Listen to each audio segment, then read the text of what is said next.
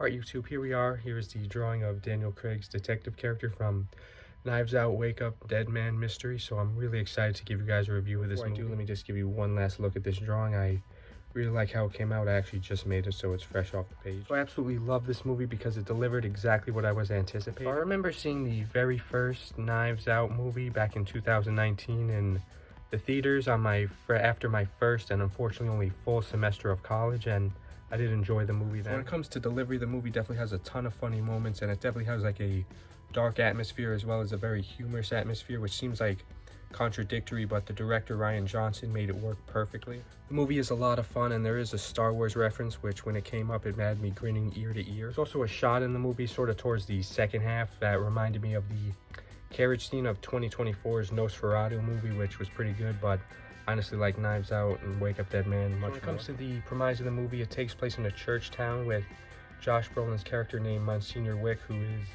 sort of this almost cult-like leader, and his regular church attendees are, suspects in his murder, which we learn a little more about. I will say the culprit was kind of predictable, but it was still very fun to see it unravel, and it still managed to, although I had a hunch of who it was, it made it, a very fun movie to see unravel. And I really love Daniel Craig in this movie. His character is really cool, and I love his new look in the movie as well. And the new lead character, I remember him from Challengers. His character is super interesting and a fun character nonetheless, so it was definitely cool seeing his character work with Daniel Craig's detective character, whose name I always forget, but I think the detective's a cool name. But anyways, we also see police sheriff played by Mila Kunis, who is definitely a cool character as well, so it was definitely cool seeing that dynamic. And the movie has a really otherworldly feel, which similar to it being dark and funny seems contradictory, but it works perfectly to the movie's mostly realistic fiction vibe, but still gives that otherworldly vibe, which is incredible. So in conclusion, it's one of my favorite movies of the year, as expected, as it was my second, I expected this to be my second favorite movie of the year, and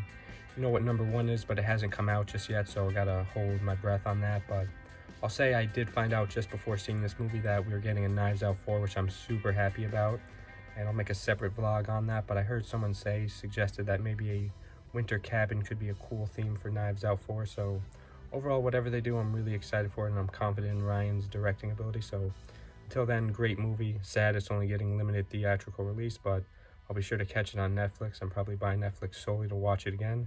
Until then, thank you guys so much for watching. Stay tuned more soon. Goodbye.